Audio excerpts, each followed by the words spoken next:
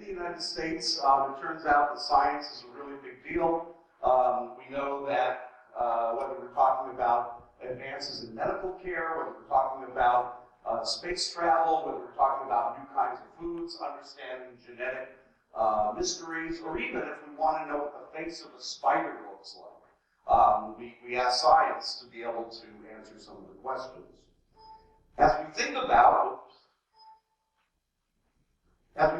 some of the American heroes that we've had over the past 200, 250 years or so, many scientists come to mind. So people like Albert Einstein, Carl Sagan, Edison, currently DeGrasse Tyson, this guy who I wish would run for president, Ben Franklin, and then Franklin, or Barbara McClintock, rather, who was very involved in unraveling mysteries of genetics. This will get us to the right place here.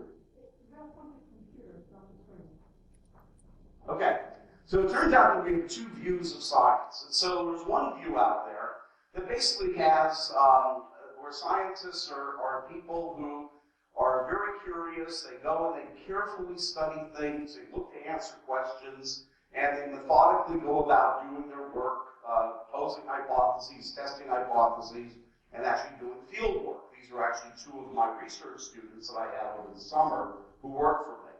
On the other hand, there's another view of science that's promulgated mainly by some strange people in the media and the movie industry, and also in literature, that indicate scientists as being people who are, a little bit off, and they are out to destroy the world. So the idea of a mad scientist takes hold in many cases. So I'm a scientist, and I've been a scientist now for well over 30 years, probably close to 40 years. And so we ask the question then, well, what motivates people to want to become a scientist? And so there's several things that are out there. So number one is just an innate curiosity. You want to look at the world. There's something about the world that makes you curious, and you want to find out more of it. Others realize that although we know a lot, there are a lot of gaps in our knowledge. So we want to be able to create knowledge, something that motivates a lot of scientists. A lot of scientists are problem solvers, whether they're looking to understand how to put a man on the moon or how to predict weather in the future. Again, we like to solve problems. Another would be to improve our human condition. So whether it's to improve the environment, whether it's to improve our longevity, to get rid of disease, that drives a lot of scientists. And then a lot of scientists also just simply want to leave a legacy. Legacy in terms of publications. So when we publish, we feel as though that we're giving a legacy, or if we have grad students or students in general that we're sending off to the next generation, or I guess even if we're giving a TED Talk, that would be a legacy of sorts. And so one of the things I can tell you about scientists is that I learned very early in my career through grad school that scientists basically, more than anything else, we want to be right. Okay? We're searching for the truth. We want to be right. We want to discover the truth. And so one of the hallmarks of good science is that it's replicable. Again, you can do it over and over again, regardless of who does the observation. So science is independent of the observer. We also know that peer review is important in that, we want to send our findings off to other people for them to judge so that we can get other input. We want to make sure that that work that we're looking at is something that passes the muster of the scientific community. So that's an important aspect. One of the dynamics of science, especially nowadays, is that we have this fine line between either being collaborative, so a lot of times we work together, but there's still a competitive aspect to doing science, and that is to, we want to be able to be the first one to discover something. For scientists, you should be aware that our reputation is golden to us. That's what we want, is to have a good reputation. Once a scientist loses his or her reputation, that's basically it. So the reputation, is very, very important. And in fact, when fraud occurs, fraud is very heavily publicized. And so when there are accusations of fraud, I'll get into this in a few minutes, but when there are accusations of fraud that come across us, that's really serious, to accuse a scientist of being fraudulent. It's very, very that's a bad deal. All right, also scientists are skeptical, so we read things in the peer-reviewed literature, but we still want to ask questions. In fact, a lot of new studies come out from skepticism by reading old studies.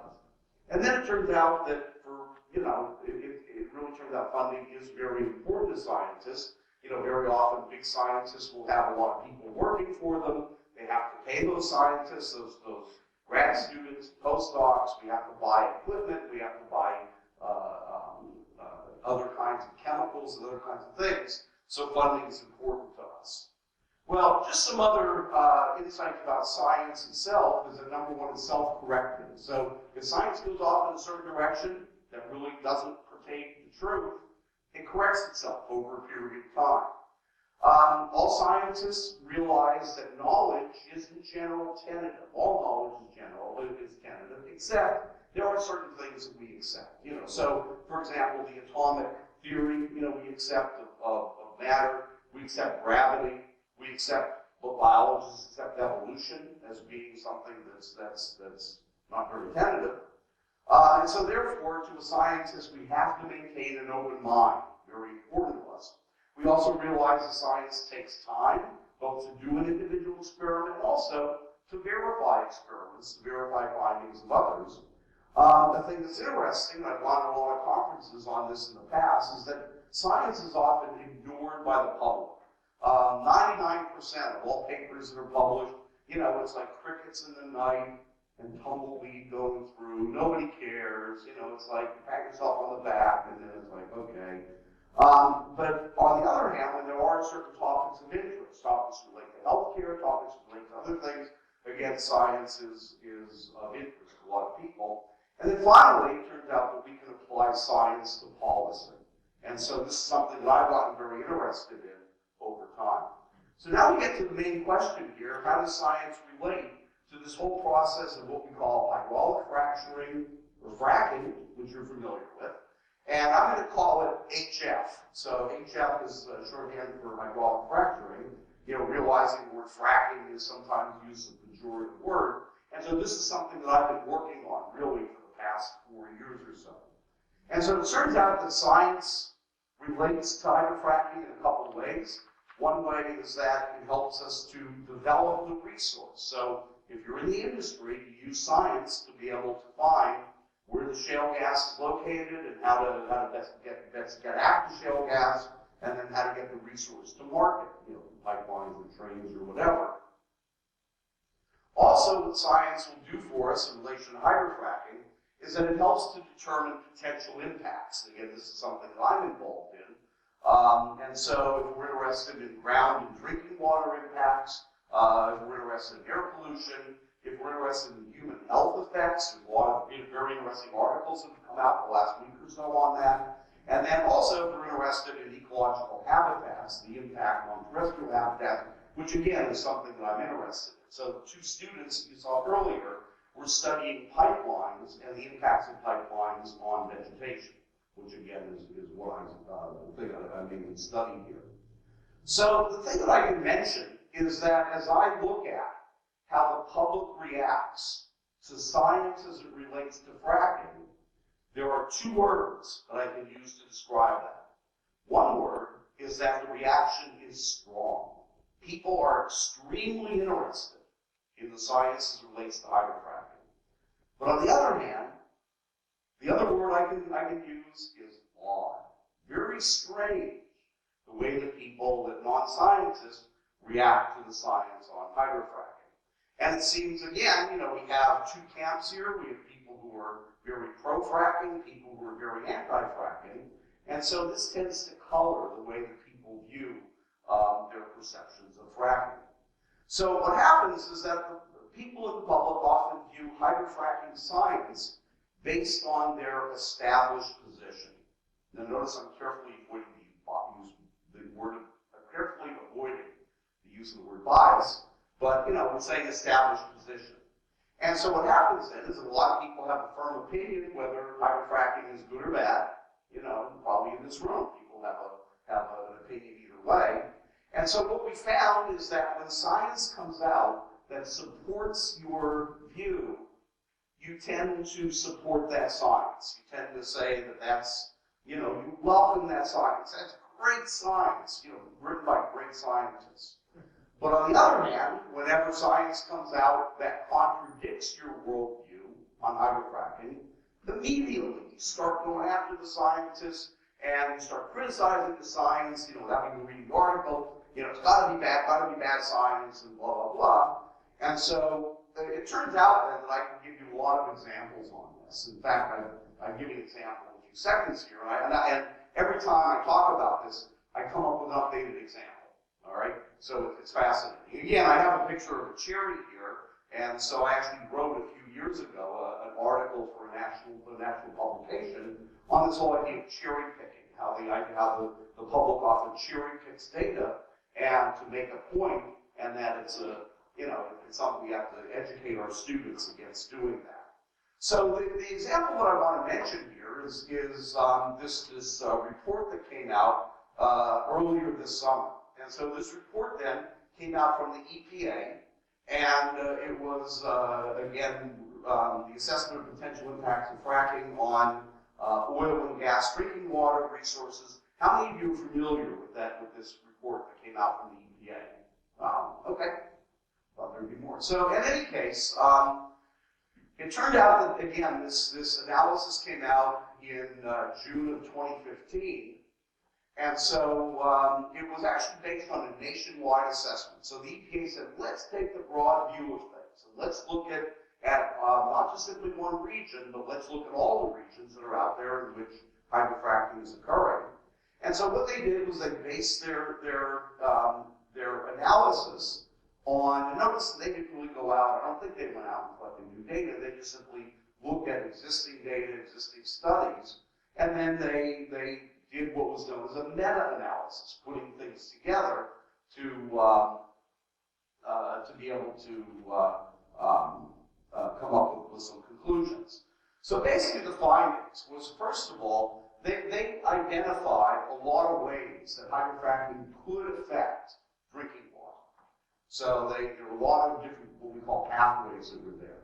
However, what they said was there's no widespread evidence of systemic impacts. You know, so it happens from place to place. There's nothing that's uniform that says that wherever you're going to frack, you're going to have polluted water. They didn't find that. But what they did say, though, is that more data. We need more data to more fully evaluate. So, you know, again, as with every aspect of science, we need more data. And as we get more data, sometimes the picture solidifies, sometimes the picture changes. Well, it was interesting because the response to the article was, or to the study was polarized. So, organizations that are skeptical of fracking, such as EcoWatch, basically said, it's official, the EPA says fracking pollutes drinking water. Well, EPA didn't say that, all right? The Washington Times, not to be confused with the Washington Post, which is a different paper, Washington Times, as you know, has a different political bent. And so here they said EPA fracking doesn't harm drinking water. And again, that's wrong also. So we have two extremes here that are wrong. And then when you go about reading online message boards, a lot of people question the EPA's honesty and claims that fracking poses no threat. So there was all this stuff in what we call the blogosphere, a lot of information, a lot of misinformation that was out there. And so I'm looking at this as a scientist, and it's like, oy vey. My reaction, oy vey. Well, one of the things also that I see is that we have this trend of scientists becoming targets of people. That again, if you can't shoot the message, you have to shoot the messenger. And so again, we have questions about, is the natural gas industry buying academics? Frackers follow tobacco's lead in funding research. Obviously, we can link everything up to tobacco. Frackers fund university research that proves their case.